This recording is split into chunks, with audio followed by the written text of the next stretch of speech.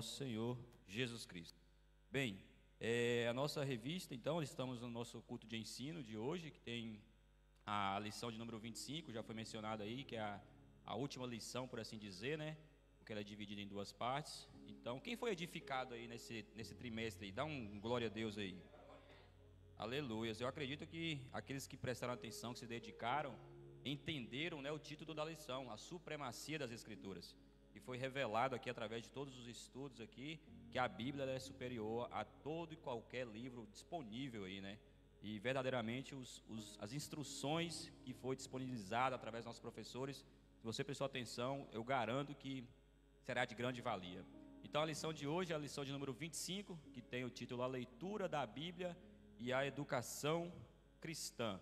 O nosso texto bíblico, né, já foi lido aqui pelo nosso obreiro aqui, se encontra em 1 Timóteo, capítulo 4, versos 6 ao 16.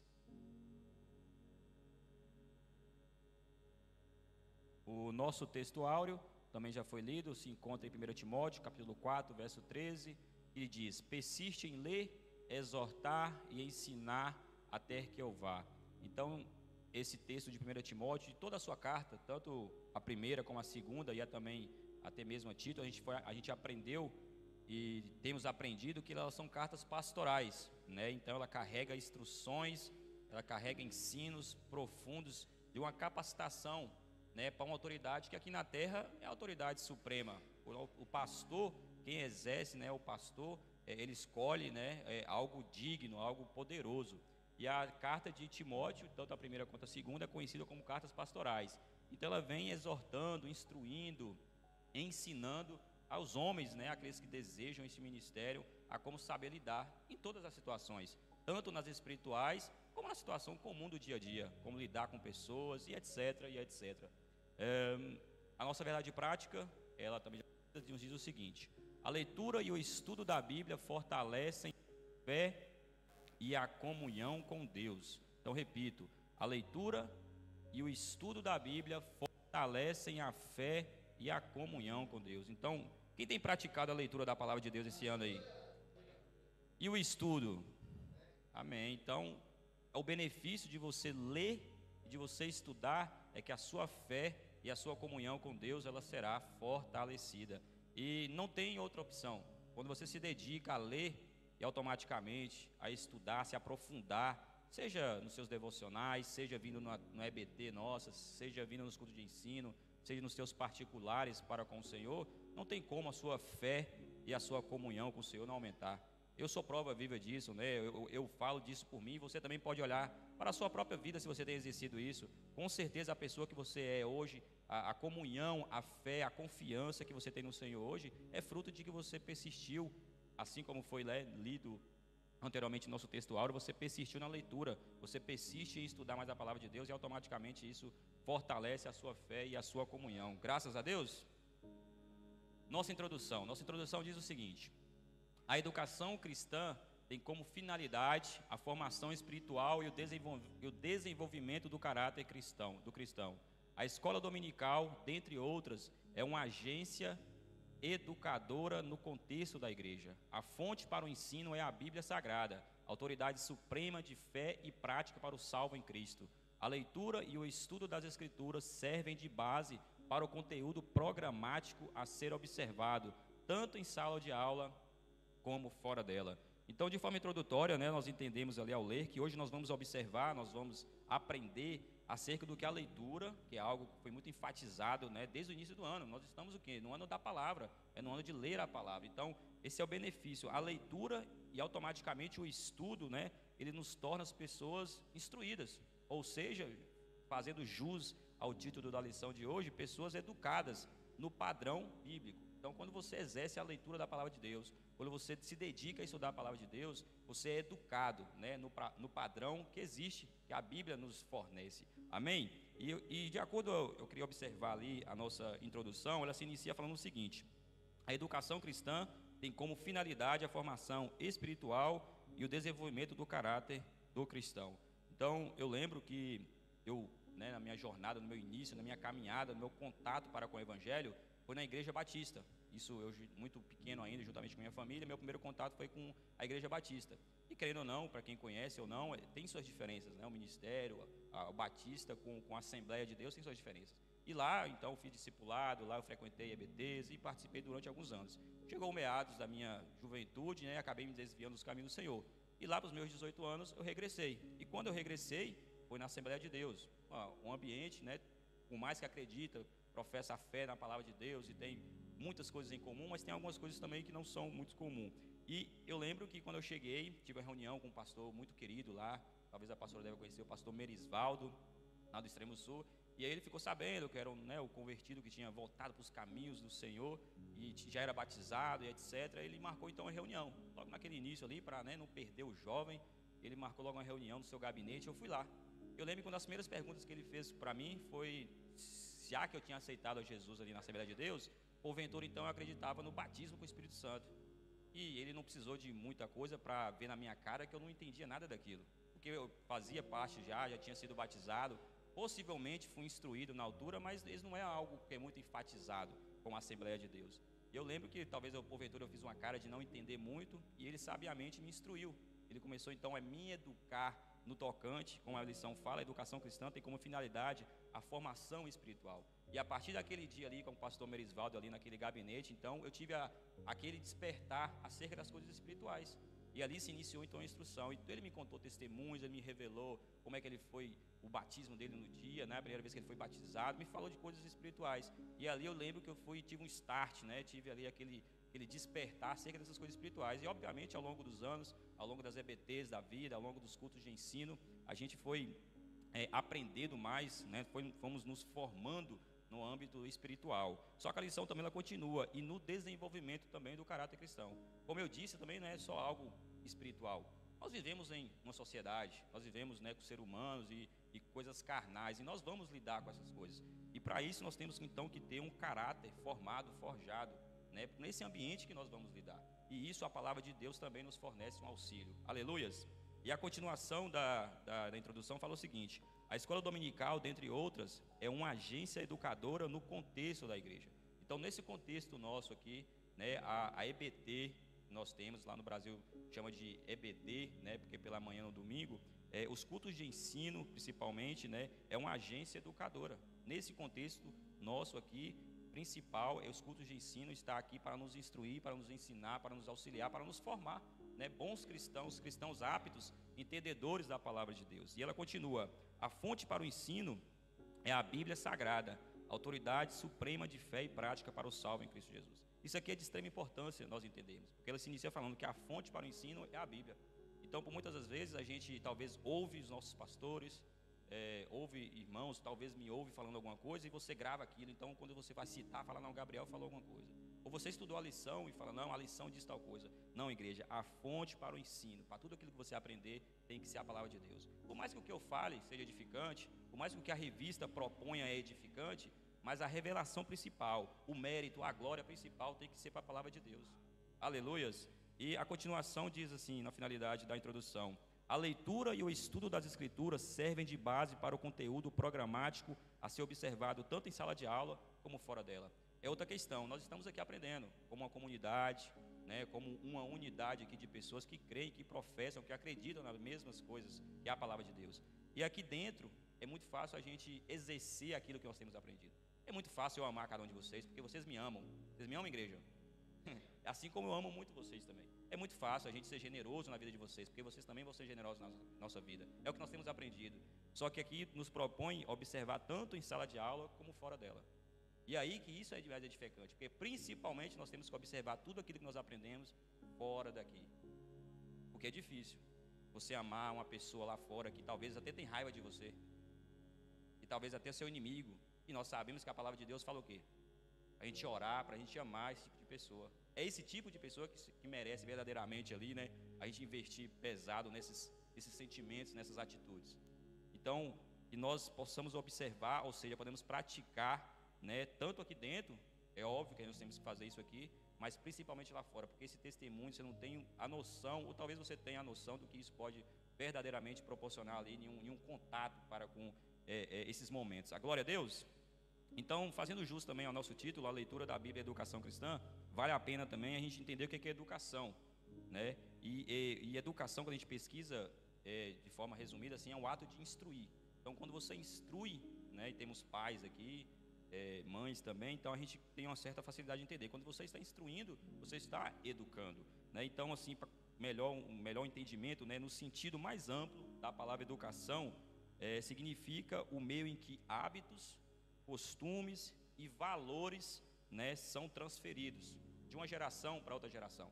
Então, repita comigo: hábitos, costumes e valores. Todas essas três características, quando elas são transferidas, você está instruindo. Possivelmente, então, automaticamente, você está educando essa situação, né? E isso é bíblico, porque quando nós vamos para Provérbios, por exemplo, capítulo 22, verso 6, que nós temos, né, nós bem conhecemos, Provérbios 22, 6, fala o quê? Instrua a criança segundo os objetivos que você tem para ela, e mesmo com o passar dos anos, ela não se desviará deles. Então, note que eu falei o quê? Que a palavra educação significa o quê? Instruir. E aqui o texto já inicia falando isso: instrua a criança. Então nós podemos substituir eduque a criança segundo os objetivos que você tem para ela.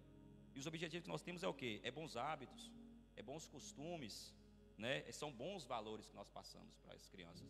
E automaticamente isso é de uma geração para outra. Eu hoje sou pai, então estou instruindo minha filha com os bons hábitos que eu estou adquirindo, com os bons costumes, com os bons valores. E isso vai se perpetuar se assim investimos nisso, né? Porque fala, e mesmo com o passar dos anos, não se desviará deles. E automaticamente, aquilo que ela aprendeu comigo, ela vai passar para o filho dela, para a filha dela, e isso vira uma bola de neve. Glória a Deus.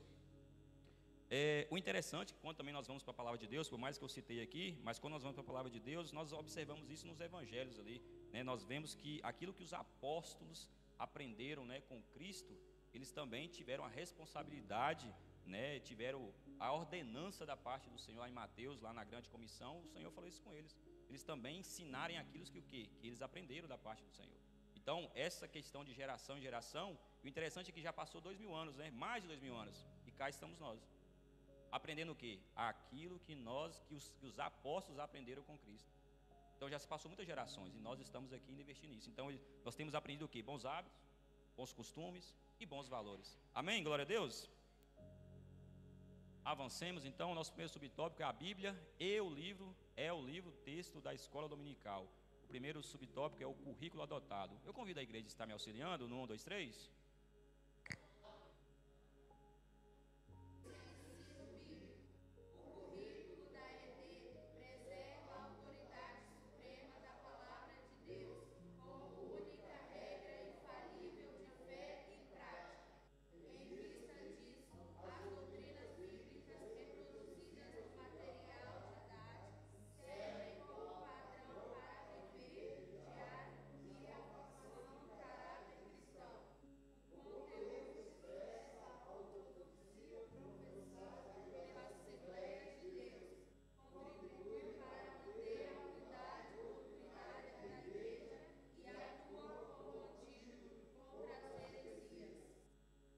Graças a Deus, aleluia. Então a nossa revista, no primeiro subtópico, com o currículo adotado, ela menciona o seguinte: o currículo, né, da ED, no caso é a escola dominical, preserva a autoridade suprema da palavra de Deus como única regra infalível de fé e prática. Ou seja, o padrão primordial, né, a principal característica da educação cristã, que é a abordagem de hoje principal, na escola, no culto de ensino, é isso aí que é mencionado no início: preservar a autoridade suprema da palavra de Deus como única regra infalível de fé e prática. Porque do contrário, né, nós não estaremos cumprindo nós não estaremos entendendo e dando a relevância que a palavra ela tem, que a Bíblia ela tem. Porque se você, e isso eu falo, que a gente reconhece que outros ministérios, outras religiões, elas não fazem isso. E aí acaba que, né, surge muitas situações desagradáveis. Né? A gente entende, por exemplo, que o catolicismo, eles não têm a Bíblia como única regra de fé infalível na prática, da fé e prática. Por exemplo, tem coisas que se calhar o Papa falar, sobressai a palavra. A igreja concorda? Tem coisas que se o Papa falar, ele decretou, talvez até a Bíblia vai contra, mas as pessoas idolatram, né, são ovacionadas por aquilo que ele falou. Tem um ministério, tem uma certa religião, a adventista, por exemplo, que ela também ela tem esse tipo de situação. Ela também acredita em muitas coisas que a gente crê, ela exerce muitas coisas que a gente crê, mas ela tem uma profetisa, se eu não me engano é Ellen White, também, porque muitas das coisas que eles fazem, que eles praticam, é baseado no livro dela, na revelação que ela deu, né? E talvez aquilo vai ter contra a palavra de Deus, mas mesmo assim eles praticam. Por quê? Porque eles não preservam a autoridade suprema. Eles não entendem que a palavra de Deus é suprema e não precisa de mais nada, ela é suficiente. Não é preciso de palavra de homem, não é preciso de uma profetisa que tenha uma revelação. E a gente poderia citar outras religiões que tem, mas são as principais aí de relance, que acho que todo mundo tem o conhecimento disso. E a revista ela continua dizendo o seguinte: o conteúdo expressa a ortodoxia professada pelas Assembleias de Deus, contribui para manter a unidade doutrinária na igreja e atua como antídoto contra as heresias.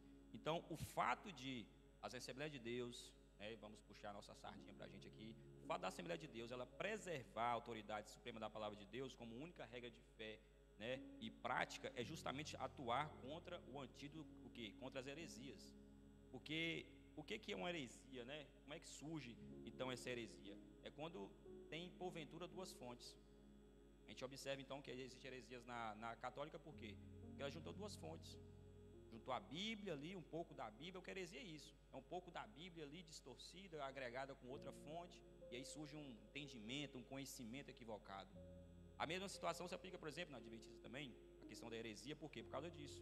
Então, por exemplo, nós podemos observar com a teologia da prosperidade, que é algo muito atual aí. O que é a teologia da prosperidade? A prosperidade é algo bíblico, né? Você pode pensar aí, você de casa pode pensar que as pessoas mais ricas do mundo que já teve é Elon Musk, é Bill Gates, são esses homens da atualidade. Não, quando vai para a palavra de Deus, o homem mais rico que já teve foi quem? Salomão. O cara foi muito rico. E teve outros homens ricos, Abraão, Jacó, e Isaac, e muitos homens ali que foram muito prósperos. A prosperidade não é pecado. O pecado, nós bem sabemos que é o quê? O amor ao dinheiro. Mas aí as pessoas, aproveitando desses tipos de situações, eles criaram então a teologia da prosperidade. E aí juntou uma fonte que existe na Bíblia, a prosperidade, junto com o quê? Com o querer do homem. E a questão não é o querer do homem, é a vontade de Deus que tem que prevalecer. Porque nós somos decaídos, né? O pecado nos corrompeu. Então, quando nós vamos exercer aquilo que nós queremos e juntar com a palavra de Deus, possivelmente vai surgir uma heresia, vai surgir um falso ensino, né? Uns falsos mestres. Porventura é essa teologia da prosperidade, que dá ênfase, né, a você ser muito próspero, esquece, né, das demais coisas, que não é somente ser próspero. Também tem a teologia, hoje em dia, da hipergraça. Eles aproveitam que realmente existe a graça, e a graça do Senhor é incalculável.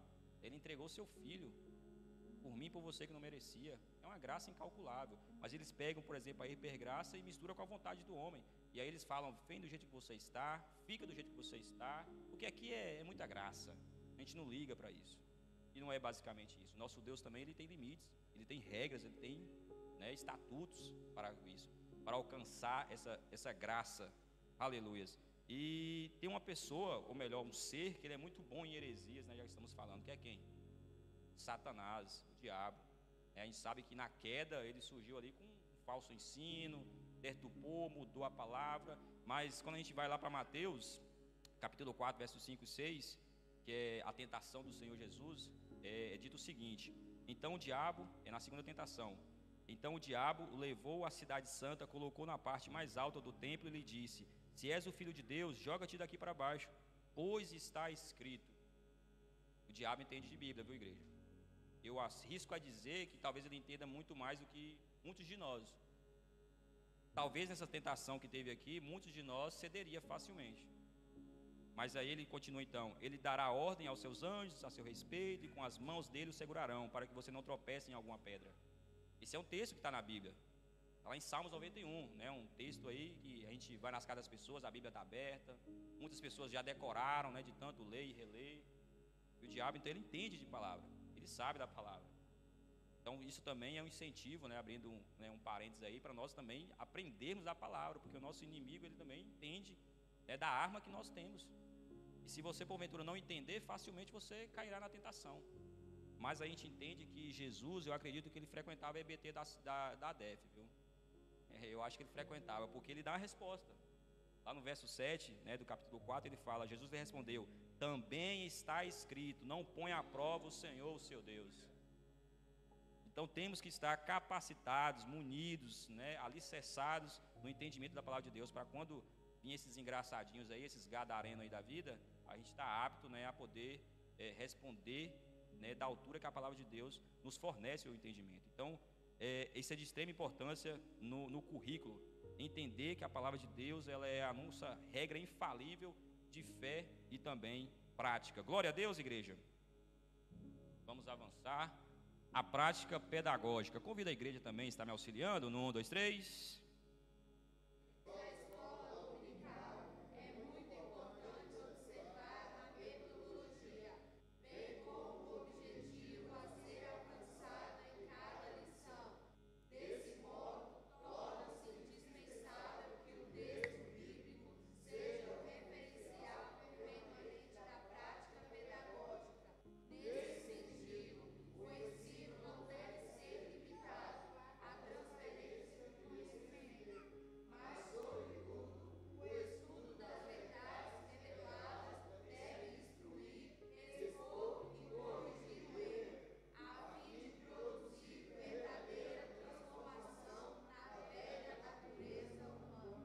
Graças a Deus, aleluia. Então, nosso segundo subtópico, a prática pedagógica, né? O pedagógico, aí vem da palavra pedagogia, e pedagogia nada mais é do que métodos, formas, né? Situações que os professores criam para melhor trazer o entendimento, para melhor você aprender daquilo que porventura ele está falando. Aí fala da prática pedagógica, ou seja, aquilo que nós temos sido ensinados, instruídos, nós temos que praticar. Então, de relance, de início, de forma bem simples, a prática pedagógica é isso, né? Mas a revista fala o seguinte: o ensino não deve ser limitado à transferência de conhecimento, mas, sobretudo, o estudo das verdades reveladas deve instruir, expor e corrigir o erro a fim de produzir verdadeira transformação na velha natureza humana. Então, aqui nós notamos e nós podemos observar que traz um paralelo entre o saber e o fazer. E existe muita diferença, porque ele inicia falando o seguinte: o ensino não deve ser limitado à transferência de conhecimento. Então isso aqui é sobre o saber. Muitos de nós, né, vamos à igreja, né, no dia de hoje e nos demais dias, até mesmo nossos devocionais, né, assistindo os cultos em casa, em outros ministérios, etc., buscando conhecimento. É basicamente somente para ter uma transferência de conhecimento. Você tem muito conhecimento, eu posso perguntar onde é que se encontra tal versículo, tal capítulo. A pessoa é muito boa. Para participar de uma gincana, a pessoa é um espetáculo. Mas, do contrário, ela não é uma pessoa que faz, que pratica aquilo que ela aprendeu. E aí, no final, fala assim: mas, sobretudo, o estudo das verdades reveladas, ou seja, aquilo que nós estamos aprendendo aqui hoje, aquilo que você tem dedicado a aprender, né, ele tem a opção de instruir, expor e, principalmente, corrigir o erro, a fim de produzir uma transformação verdadeira na nossa velha natureza humana. E aí é isso que eu mencionei, é um combate, é um paralelo aqui que a lição nos propõe sobre o saber e o fazer. E a palavra de Deus, ela não chama a gente somente a saber e ficar sendo sabichão aí das coisas. Ela nos chama a uma transformação. Ano passado a gente ficou recitando esse verso, não sei se a igreja lembra, lá em Romanos capítulo 12, verso 2, falava o quê? E não vos conformeis com este mundo, mas transformai-vos pela renovação do vosso entendimento. Ele nos chama a uma transformação a partir do quê? Do nosso entendimento. Então, no dia de hoje, você aprendeu alguma coisa? Coloque em prática. Tem que haver uma transformação. Senão, do contrário, você só vai estar adquirindo uma transferência de conhecimento. Aquele conhecimento que eu tenho, eu estou transferindo para você. E a transformação? Tem que acontecer a transformação, né? E essa palavra transformação aqui do texto de Romanos 12, 2, o significado dela do grego é mudar de forma. Então, eu e você não podemos, né, chegar aqui com vícios e permanecer com os vícios. É óbvio que um novo convertido, porventura, ele fala muitos palavrões, amanhã ele não vai estar sem nenhum palavrão. Eu acredito que o Espírito Santo tem poder para transformar essa pessoa. Mas daqui uma semana ele diminui, daqui um mês diminui. Já no segundo mês ele já está dando glória a Deus e aleluia de vez de palavrão. Por quê? É através do entendimento de que essas palavras, de que essas atitudes, de que esses vícios não são bons, não condiz com a nova vida, ele tem que haver essa transformação. Não pode permanecer igual. Uma pessoa que chega aqui com mau caráter, né, a pessoa antes de aceitar Jesus praticava todo tipo de situação, né, desagradável, também não pode permanecer na mesma situação. Ela tem que haver essa transformação através do quê? Do entendimento, do saber. A escola bíblica dominical não é só para você ter conhecimento, não. É para você ter o conhecimento, mas é para você poder praticar aquilo que você está adquirindo como conhecimento. Aleluia. Então, de forma resumida, os alunos, tem aluno aqui essa noite? Então, vocês que se consideram, vocês afirmaram que vocês são alunos, aquilo que vocês têm aprendido aqui, isso tem que produzir em você transformação. Principalmente transformação, né? Nós precisamos colocar em prática, né, a pedagogia, como é dito ali, colocar em prática a pedagogia ministrada em cada culto. Porque cada culto aqui, igreja, por mais que você saiba muito de Bíblia, por mais que você tenha 50, 40, 30 anos de crente, já leu a Bíblia diversas vezes, verdadeiramente o Senhor sempre terá uma coisa, novidade para você. Glória a Deus por isso. Então, vamos avançar. O padrão ético e moral.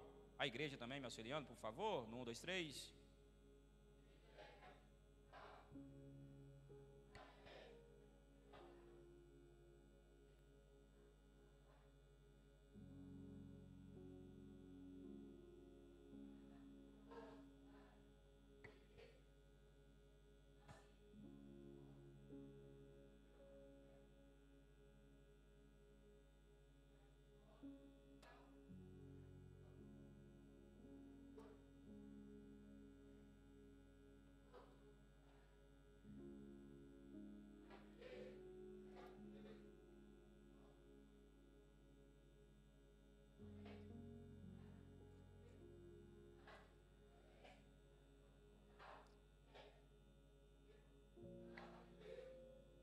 Graças a Deus. Então, nosso terceiro subtópico é o padrão ético e moral.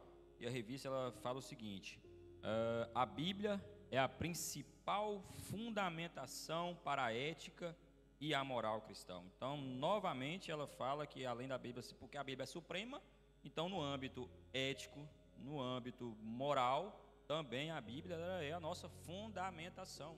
Ela é aquilo, a nossa única, né? É a origem ali que nós possamos buscar o conhecimento no tocante à ética e à moral. Então, o padrão ético e moral pautado na Bíblia é muito contrário, né, do que o mundo tem oferecido. Quando você vê o que o mundo oferece de ética e de moral, é totalmente diferente do que a palavra de Deus diz.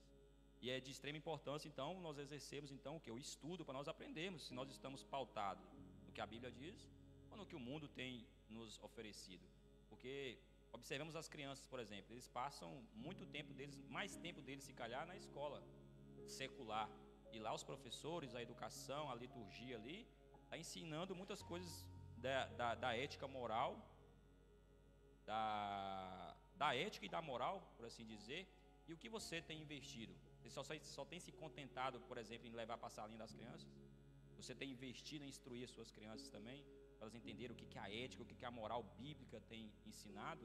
Então isso é de extrema importância. Então eu entendo, de acordo com essa lição, que esse subtópico é um confronto ao mundo atual de hoje, né? Porque a gente entende que hoje tem um relativismo muito grande, um subjetivismo muito grande. Tudo é subjetivo, tudo é relativo, não existe uma 100% verdade. Mas quando nós vamos para a palavra de Deus, existe um padrão, sim. Existe a verdade, é o sim, sim, o não, não. Existe, mais ou menos, eu não sei e tal. Hoje em dia as coisas são assim. As coisas têm se deturpado ao longo dos anos, têm se piorado, né? E o que seria então esse padrão bíblico, né? Que a palavra de Deus nos vem nos falar aqui desse padrão, tanto moral quanto ético. A gente tem um texto, né, lá em Mateus, no Sermão do Monte, que é pela teologia, afirmado que ali fala muito sobre a ética e sobre a moral, que o Senhor ele discerne ali diversas situações. Mas lá no início ele fala o seguinte, Mateus capítulo 5, verso 17 e 20: não pense que eu vim abolir a lei e os profetas. Não vim abolir, mas cumprir, né, com a questão da ética e da moral.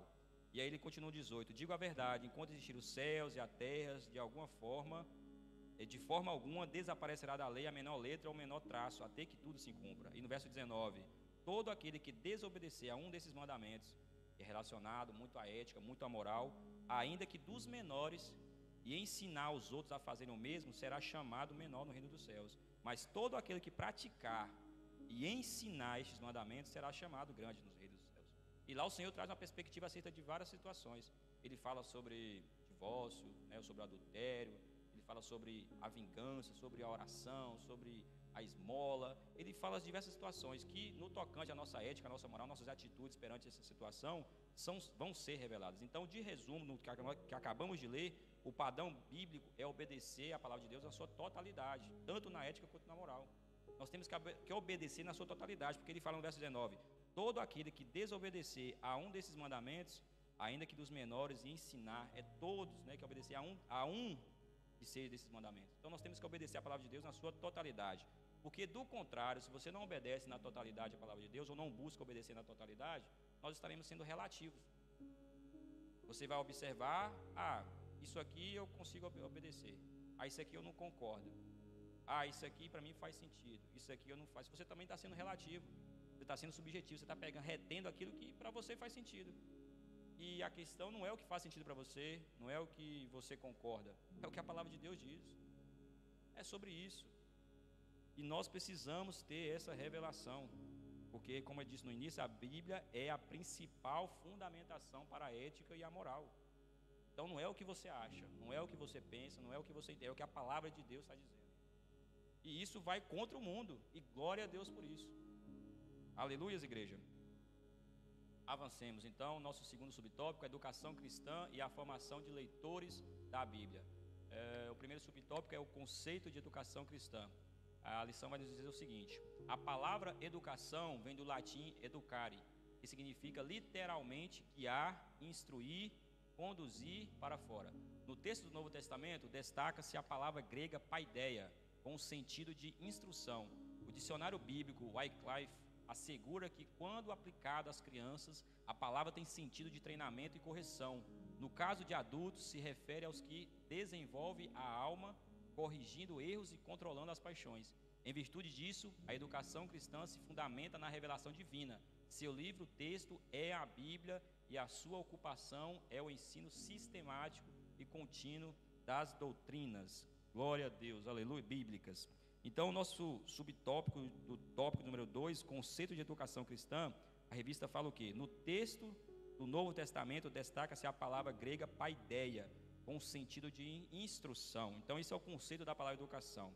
Essa palavra instrução, ela foi tirada no texto que nós temos recitado esse ano todo, que é o quê? 2 Timóteo, capítulo 3, verso 16, em específico, que diz o quê?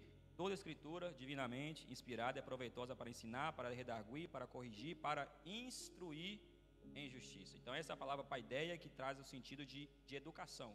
Como eu mencionei anteriormente lá no início, educação significa o quê? Instruir. Repita comigo: educação significa instruir.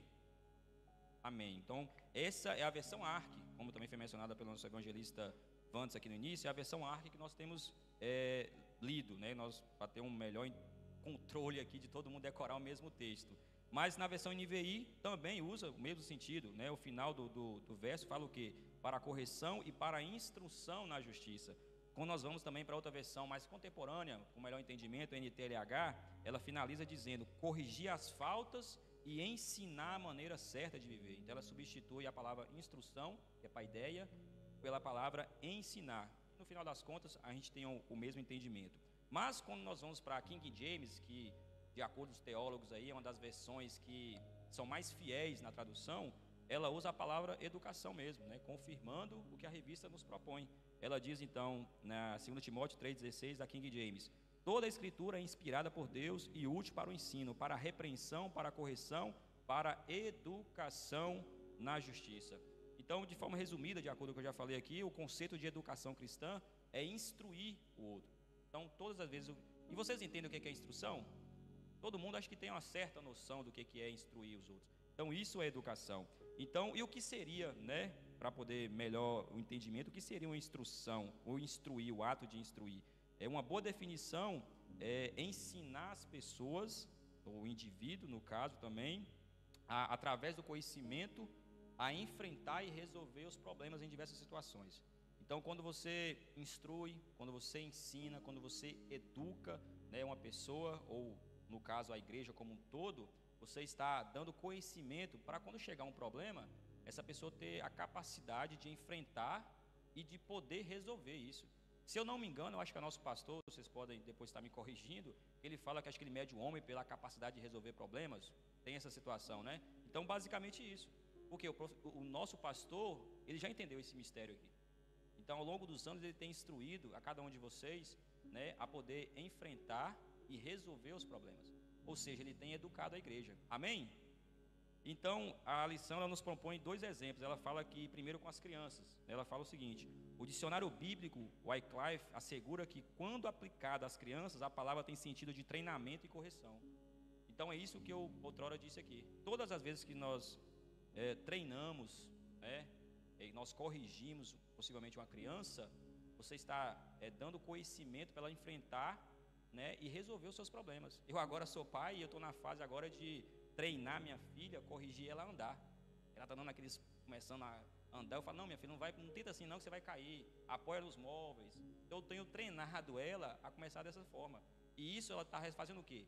Enfrentando e resolvendo os problemas dela, porque o problema dela naquele momento é aprender a andar. Amém?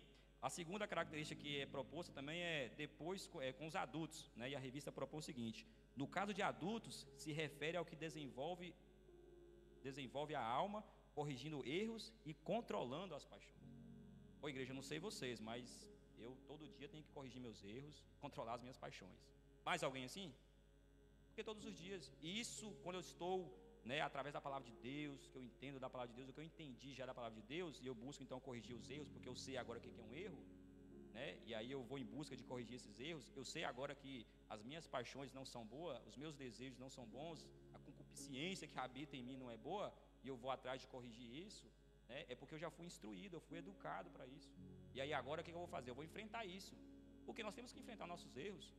Eu tenho que enfrentar as paixões que a gente tem, as vontades que a gente tem, não é a favor da palavra de Deus. E isso eu estou enfrentando e resolvendo os problemas, porque eu fui instruído, eu fui educado, eu tenho sido instruído, eu tenho sido educado para mim poder enfrentar e resolver esse tipo de problema. Amém? Esses dias eu ouvi uma frase de uma ministração que eu estava assistindo, e ele fala o seguinte: o que é sucesso de um pai? Né? Como que o pai adquire um sucesso? E a resposta é: um pai de sucesso é quando ele cria outro pai. E aí ele explica, ou seja, né, quando um pai cria tanto homem quanto mulher, entende que tem responsabilidade.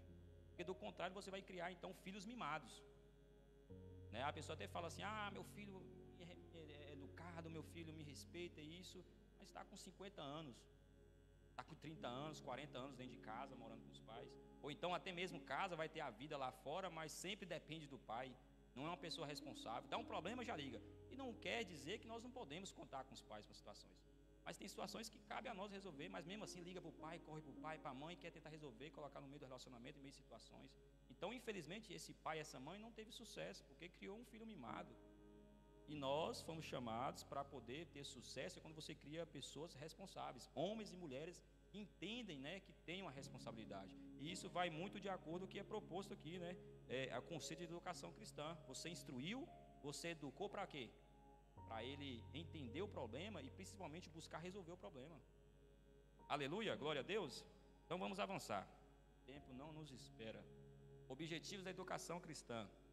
O Senhor Jesus confiou à igreja a tarefa da grande comissão. Trata-se de uma ordenança proclamadora e de um mandato educacional. É responsabilidade dos discípulos de Cristo evangelizar e ensinar. Nesse aspecto, a escola dominical desempenha com excelência o papel de agência educadora, porque evangeliza enquanto ensina, atendendo os dois lados da ordem de Jesus. Glória a Deus por isso. Então, o segundo objetivo é educação cristã. Nós já aprendemos o conceito, né? E o conceito é o quê? É instruir, é se tornar, é entender que nós temos responsabilidades. Aleluia. Então, agora nós entendemos o objetivo, né, da educação cristã. E a revista fala o seguinte: o Senhor Jesus confiou à igreja a tarefa da grande comissão. Trata-se de uma ordenança proclamadora e de um mandato educacional. É responsabilidade. Repitam comigo: responsabilidade dos discípulos de Cristo evangelizar e ensinar. Então, como eu disse, uma pessoa que é instruída, ela entende que ela tem o quê? Uma responsabilidade. Que ela vai enfrentar e resolver os problemas. E só resolve, e só enfrenta e resolve problemas quem? Quem tem responsabilidade. Se você não tem responsabilidade, você deixa aquilo correr solto. Você deixa que outra pessoa que tenha responsabilidade para tentar resolver. Ou o que eu disse, o exemplo do filho mimado e do filho que entende a responsabilidade. O mimado deixa que o pai resolve, deixa que a mãe resolve, deixa que qualquer outra pessoa resolve, porque a responsabilidade não é minha. Mas a pessoa que entende, que foi instruída, que foi educada, ela reconhece automaticamente que ela tem a responsabilidade para ser cumprida. E aqui então foi dito um texto, né, da grande comissão, que se encontra lá em Mateus capítulo 28, do 18 ao 20, que diz o seguinte: Então Jesus aproximou-se deles e disse: Foi-me dada toda a autoridade nos céus e na terra. Portanto, vão e façam discípulos de todas as nações, batizando em nome do Pai, do Filho e do Espírito Santo, ensinando-os a obedecer a tudo que eu ordenei a vocês. E eu estarei sempre com vocês até o fim dos tempos.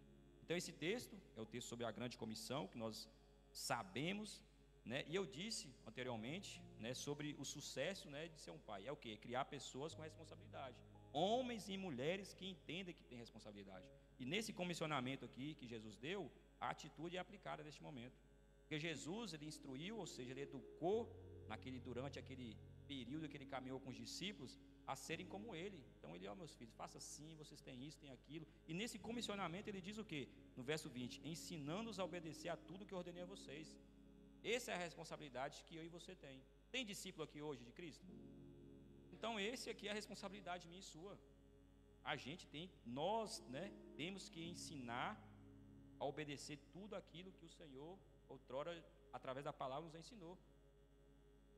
E é interessante que são cerca de 2 bilhões, né, ponto 18 de crentes. Chegamos à marca de 8 bilhões de pessoas, então é 25%, podemos assim dizer, de pessoas que professam a fé, né, que na palavra de Deus, de acordo com as pesquisas. E é interessante que eu acho muita gente, ainda mais de crente. Imagina 2 bilhões de pessoas com um propósito, entendendo a responsabilidade. O problema é que, pelo que eu observo, o que tem acontecido é algo que acontece, que os católicos usam, né? Quando você pergunta para uma pessoa: você é de que religião? Eu sou católico. Ah, mas eu sou católico não praticante. E infelizmente o que tem acontecido nesses 2 bilhões, esses 25% aí, é que temos crentes não praticantes da palavra de Deus. Eles não entenderam essa responsabilidade que nós temos. Porque 2 bilhões é muita gente, é muito crente orando, é muito crente fazendo ID. A gente evangelizava assim, em 2 palitos, igreja. Se 2 bilhões de pessoas botassem, arregaçassem as mangas e entendessem a responsabilidade que a gente tem, era muito fácil cumprir com esse comissionamento. Mas o problema é que temos muitos crentes não praticantes. E essa frase para mim não faz sentido, acho que acredito para vocês também, porque se não pratica, não é. Eu poderia usar isso, se esse termo fizesse sentido, eu poderia usar ele: eu sou bonito não praticante. Eu me acho bonito, mas eu não pratico a beleza. Eu sou rico não praticante, né? Eu me acho rico, mas eu não tenho riqueza. Então não faz sentido isso, né? E então nós temos, né? Nós entendemos, e a partir de agora nós entendemos a nossa responsabilidade, que é o quê? De acordo aqui, depois, se vocês quiserem, vocês podem confirmar aí. Mateus 28, de 18 ao 20. É a grande comissão. Isso se aplica não é somente àqueles apóstolos, não, viu? Isso se aplica também até hoje, enquanto Jesus não vier. Isso é perpétuo, podemos assim dizer. Amém? Então, eu ouvi uma frase também que fala o seguinte: a missão, ela é global, né?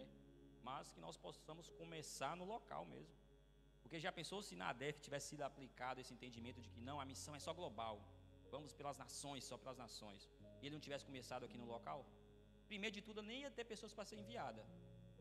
Obviamente, nosso pastor com a família dele não ia dar conta de ir por todos esses países que hoje a gente já está. Então, ele teve que entender que a missão, essa responsabilidade que a gente tem, primeiro ela é local. Isso se aplica na minha e na tua vida. Não fique pensando: meu Deus, o meu chamado não é para ir para a África, não é para ir para isso, não é para aquilo. Não, o seu chamado talvez é na sua família, no seu âmbito familiar. Talvez você tenha um parente que precisa ouvir o Evangelho, lá no seu trabalho precisa ouvir o Evangelho, e isso é a missão. Não é em outras nações, não, é ali no local mesmo. Entendamos, tem sim o chamado missional para, né, o globo todo, toda a terra, mas comece no local, porque também se faz necessário. Aquele irmão também que está do seu lado também, ele precisa ouvir o Evangelho. Aquele colega de trabalho precisa. E igreja, o mundo, ele não entende, mas ele precisa muito de Jesus. E ele tem sede disso, mas talvez ele não entende. Sábado passado, eu estava vindo para mim fazer a direção aqui do culto, e meu carro está na oficina, eu não tive que pegar o Uber e vim. E aí eu concentrado, meditando, orando ali, concentrado na liturgia, em tudo no culto, não dei muita atenção para o motorista. E a todo momento ele puxando o papo, eu respondia de forma bem rápida ali, porque estava concentrado. Mas eu vi que ele insistiu tanto, deixa estar, vou dar atenção. E a gente começou a conversar, ele começou, desabafar ali, contou situações no tocante à vida dele. E aí chegando aqui, eu vim, ao pouco ali dando atenção e etc. Aí chegando aqui, eu parei no McDonald's, falei, não pode parar aqui no McDonald's, meio que tá bom para mim demais. E falei assim, estou indo para a igreja. Comentei, estou indo para a igreja. Ele, isso é uma igreja? É uma igreja. Aí ele tornou a desabafar. Ele, poxa vida, são tantas preocupações, são tantas chateações da vida que a gente nunca tem tempo para Deus. Aí eu olhei para ele e vi a oportunidade. Falei, não, mas você já pensou na possibilidade de deixar Deus tentar resolver todas as chateações da sua vida? E na hora ele esboçou aquele sentimento de não ter resposta. Porque eu falei assim, você já tentou de tudo, Já tentou através do trabalho, do dinheiro, dos recursos, e não resolveu, Ele, não. Eu falei, então, deixa Jesus tentar resolver. Você quer entrar, não? Aí ele, na situação, no trabalho, na correria, ele, não, deixa para uma próxima. Eu falei, não, está tudo bem. Fica à vontade, o nosso culto, a gente tem vários cultos durante a semana, assim que você tiver a oportunidade, ou você se arrepender depois e quiser voltar, fica à vontade, o culto vai até às 9 da noite, ou se talvez lá na sua casa, não seja aqui perto, mas se tiver uma igreja evangélica, vai lá também, que eu tenho certeza que o Senhor tem uma palavra para o seu coração. E eu acredito que naquele momento ele não aceitou Jesus, mas a semente foi plantada. Eu espero um dia que ele possa reconhecer o Senhor como o único suficiente Salvador. Então note que em momento algum, eu até, de certa forma, fiquei triste porque ele não partiu de mim. Ele que ficou puxando o papo. Talvez se ele não puxasse papo, eu ia ficar quieto a viagem toda. Mas através daquele diálogo, daquela situação, surgiu uma oportunidade de poder ministrar sobre a vida dele. Então que nós possamos entender, toda situação é uma oportunidade, igreja, de você exercer a responsabilidade que nós temos. Amém? Então, para nós finalizarmos, a capacitação dos alunos. A revista diz o seguinte: capacitar significa tornar capaz, preparar e qualificar. Na educação cristã, o processo de desenvolvimento do caráter e habilitação do cristão para servir no reino de Deus acontece por meio do estudo acurado da Bíblia. Desse modo, os alunos são formados não apenas como leitores do texto bíblico, mas qualificados ao exame minucioso das Escrituras. Essa meta somente pode ser atingida por meio da leitura diária das Escrituras Sagradas, sobre a iluminação do Espírito Santo e da aplicação dos princípios hermenêuticos, tais como as regras gramaticais e o contexto histórico e literário. Então, terceiro e último subtópico, a capacitação dos alunos. Depois que aprendemos sobre o conceito, que foi o nosso primeiro subtópico, do segundo tópico, são pessoas instruídas e que entendem a responsabilidade, esse é o conceito. E nós aprendemos também agora, anteriormente, sobre o objetivo, que é pessoas que entendem a responsabilidade e vão cumprir, vão praticar essa responsabilidade, que é a missão, que é o comissionamento. E agora nós aprendemos a forma correta de ser capacitado, porque algo tão relevante, e nós entendemos que isso é muito relevante, desde o início nós temos mencionado nas lições, algo tão importante, tão necessário quanto o Evangelho, ele não pode ser feito de qualquer forma e de qualquer jeito, porque isso pode acarretar numa heresia, se você fazer de qualquer forma, de qualquer jeito. Se você não se dedica na leitura, no estudo, você pode estar pregando heresias aí, infelizmente, talvez nem a sua intenção, mas, de acordo com o estudo de hoje, já foi mencionado que nós temos que ler e nós temos que estudar para nos tornar pessoas capazes. Tem uma frase que é dita aí no mundo afora, que fala assim, que Deus capacita o incapacitado, e eu acredito nisso. Deus tem poder para pegar uma pessoa toda, nós sabemos de alguns testemunhos, nós lemos na Bíblia algumas situações parecidas com isso, mas isso não se torna uma regra, porque aqui fala a capacitação dos alunos. Então nós temos que buscar também essa capacitação também, igreja. Não vamos cruzar os braços e esperar que o Espírito Santo venha e derrame sobre a nossa vida uma unção sobrenatural ali, de inteligência, de sabedoria, de oratória, disso, não. Vamos buscar recursos. Está disponível recursos aí, para a gente poder se capacitar e estar apto. Se Deus, usando a pessoa incapacitada, ele faz o que faz, imagina se ele pegar uma pessoa que também se capacitou, buscou. Ele pode fazer coisas maiores e melhores ainda. E quando nós vamos para a palavra de Deus, eu observo isso de certa forma, porque no Novo Testamento, por exemplo, uma das pessoas que mais tem uma relevância ali é quem? E quem era Paulo? Paulo, um homem, um doutor, que estudou muito, se dedicou muito. Ele só estava no caminho errado, mas quando ele acertou o caminho, igreja, Ele só escreveu 13 cartas aí, cartas poderosíssimas. Então ele se capacitou. Quando nós vamos, por exemplo, qual dos evangelhos são os maiores que tem? Obviamente, a gente entende que não existe evangelho maior, melhor, todos têm a sua relevância, mas querendo ou não, por exemplo, a gente vai ver que Lucas era quem? Um doutor, uma pessoa que possivelmente era muito inteligente, que buscou, de certa forma, ali, em algum momento, né, se aperfeiçoar. Nós vemos Mateus também, com os seus detalhes ali minuciosos, acerca de todas as situações. Quem era Mateus? Era um coletor de impostos, possivelmente naquela época uma pessoa muito inteligente também, porque não conseguia esse trabalho uma pessoa leiga, tem que ser uma pessoa bem instruída. Então, faz sentido quando a gente vai ver pela palavra de Deus. A gente vai ver Salomão também escreveu muitos livros. Quem era Salomão? O cara que pediu sabedoria, era muito sábio. Então, isso é interessante, é perceptível que pessoas que buscam se capacitar, o Senhor também usa de forma poderosa, isso faz muito jus. E aí, para finalizar então, a revista fala o seguinte: quem quer ser capacitado? Quem quer se capacitar para o Senhor aqui? Então a revista fala ali, ela fala assim: essa meta, ou seja, essa capacitação, somente pode ser atingida por meio da leitura diária das Escrituras Sagradas. Você tem lido a palavra todos os dias? Então aqui fala, viu? Durante a leitura das Escrituras Sagradas todos os dias, diariamente. Então você quer se capacitar para ser usado, para estar apto à responsabilidade, ao comissionamento? Então essa é a meta. E ele continua: sobre a iluminação do Espírito Santo. É outro pré-requisito também. Não basta também você só transferir conhecimento, tem que ter o temor do Senhor ali. Porque tem coisas, mistérios ali, que se faz muito necessário o Espírito Santo ministrar sobre as nossas vidas. E aí, através da oração, através da busca da parte do Senhor.